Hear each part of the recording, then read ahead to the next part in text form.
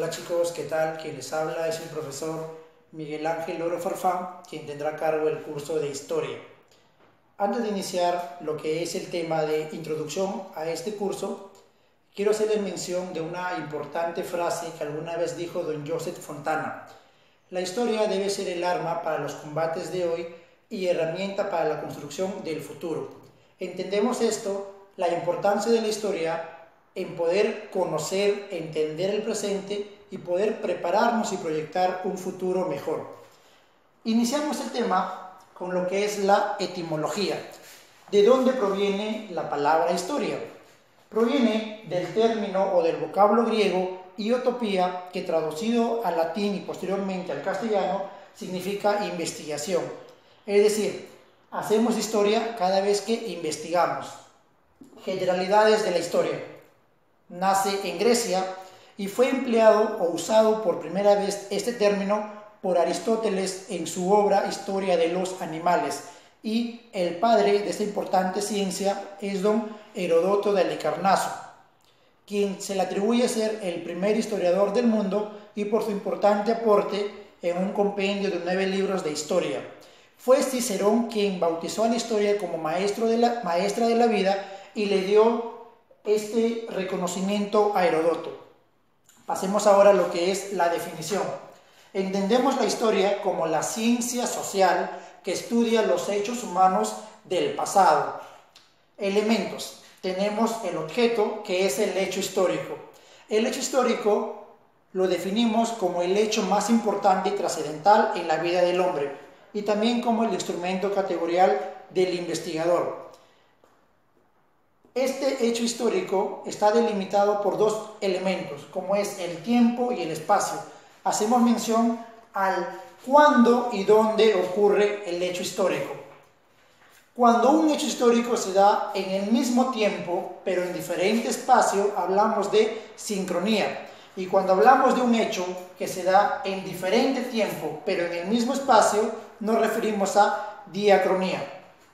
Pasemos ahora a lo que es el sujeto, es decir, a quien estudia la historia. Al hombre, o podemos mencionar el historiador. El hombre como protagonista, como actor de la historia, y el hombre como escritor. Hacemos la referencia aquí a partir de la escritura. El método. El método aplicable en la historia es el método histórico, el propio de las ciencias sociales. Y además, ¿por qué es importante el método? Porque este le da la categoría de ciencia a la historia, es decir, es un sustento científico. Y tenemos también lo que es el objetivo. ¿Cuál es el objetivo de la historia? Conocer el pasado, entender el presente y proyectar el futuro. Mencionamos aquí también la importancia de la historia, que permite formar identidad, conciencia y sobre todo sensibilidad social. Continuando con el tema, ahora veamos lo que es el tiempo histórico. Este lo definimos como el periodo en el que han acontecido los hechos históricos, y tenemos un tiempo absoluto que nos permite obtener fechas exactas, y el método más aplicado es el carbono 14, que fue implementado por Willard Libby en 1949. El tiempo relativo. Este hace referencia cuando obtenemos fechas aproximadas. ¿Qué métodos encontramos acá? La estratigrafía, la dendrocronología, el arqueomagnetismo, la termoluminiscencia, etc. Las fuentes históricas son aquellos testimonios o evidencias que nos permiten reconstruir el pasado. Y estas evidencias son dejadas por el hombre, porque es lo que estudiamos en la historia. Tenemos una clasificación por cómo se obtiene la información. Hacemos referencia a fuentes primarias y fuentes secundarias. Las fuentes primarias son también llamadas fuentes directas, haciendo relación a la información que nos llega de manera original, en cómo ha sido, a pesar de largo del tiempo, se ha conservado de esa manera. La carta de un soldado, el acta de independencia, etc. Y las fuentes secundarias hacen referencia, o también llamadas indirectas, cuando la información ha sido trastocada. Por ejemplo, un libro, un módulo, un cuaderno, etc. Luego tenemos las fuentes de por su naturaleza, lo que conocemos comúnmente, las fuentes orales, mitos, fábulas, leyendas, cuentos, danzas, las fuentes escritas. Aquí hacemos una subdivisión. Hay fuentes escritas que son impresos y manuscritos. Agregamos ahí, el primer libro impreso de la historia fue la Biblia. Y finalmente lo que son las fuentes materiales y o monumentales, es decir, un cerámico, un textil, una joya, etc. La historia es una ciencia amplia y por ende va a necesitar del apoyo de otras ciencias. Tenemos lo que son ciencias cooperativas en primera instancia. Las ciencias cooperativas son aquellas que son independientes a la historia y tienen autonomía científica, es decir, tienen su propio método. Por otro lado tenemos las ciencias auxiliares, son aquellas dependientes a la historia y que carecen de valor científico. Ejemplos de ciencias cooperativas: tenemos la geografía, la economía, la antropología, la arqueología, etc.